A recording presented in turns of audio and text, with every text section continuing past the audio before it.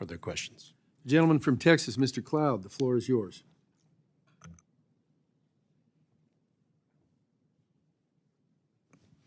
Okay, time's up. We'll go.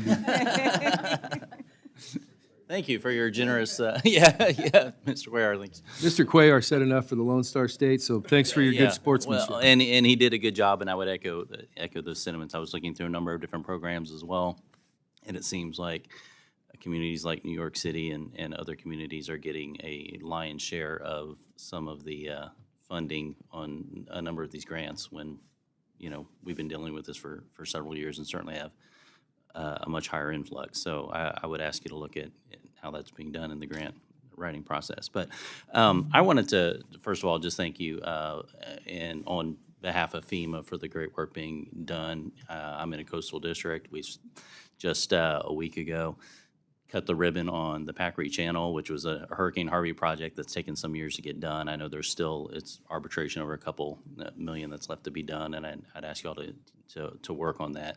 I think there's a strong case for, that being settled. But FEMA's made some progress over the years. I can assure you there's still some work to be done, obviously. But from where we were right after Harvey and the things that we're having to deal with, there's been some efforts to streamline processes and such. We are still working on this. I have another city manager in a town of about 20,000 who has applied for a hazard mitigation grant for their generator for their city. 20,000 people, small town. A lot of these small towns do not have the army of lawyers and grant writers and researchers and those kind of things. And I've long advocated for maybe we need a streamlined process for rural communities that are asking for these small dollar grants, that they don't have to go through the same process that a larger community asking for $1 million grants might need to go.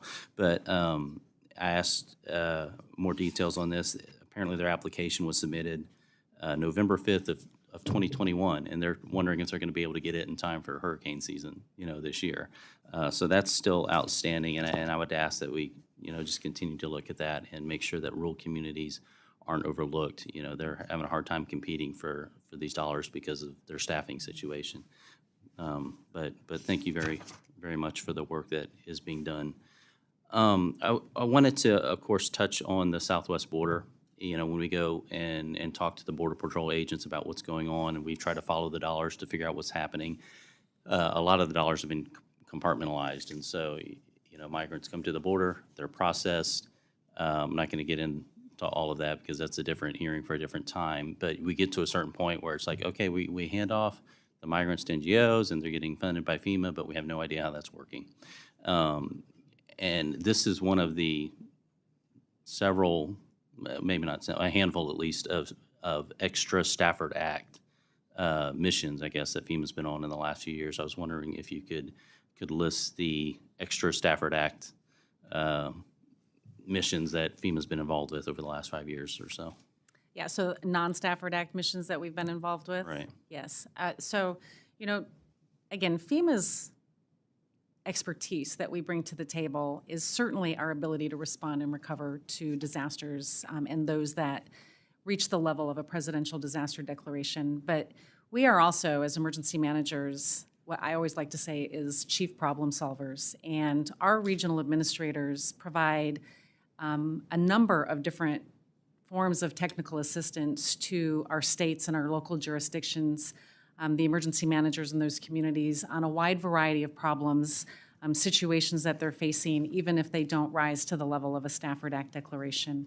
But specifically, I can tell you, one of the areas, one thing that we did do last year was send what we call a federal disaster recovery coordinator to East Palestine, Ohio, an executive order that the president issued, and we were able to appoint one of our individuals that is trained in this ability to collaborate. And again, one of FEMA's greatest strengths is the ability to provide that technical assistance, but also to convene the right people to come to the table and to ensure that everybody that has a role to play, whether it's our federal partners or in this case a private sector partner, is doing what they can to support that community being done outside of our Stafford Act authorities.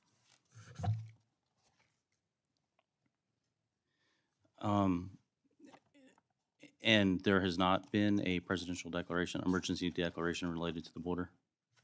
Not that I'm aware of. Not that I'm aware of either. Do you understand why? If FEMA's involved, it seemed like we must think it's a disaster of some sort or some sort of emergency. Yeah, FEMA's role in the border is specifically to administer the grant as directed by Congress, which is the Shelter and Services Program grant. And our grant preparedness directorate that administers all of our grants, who are experts at administering grants, are doing that. And that is our role in supporting the border. I wanted to speak to one other thing. During a March, I'm over time. My apologies, Chairman. Thank you. You're Sorry to wake you welcome. up.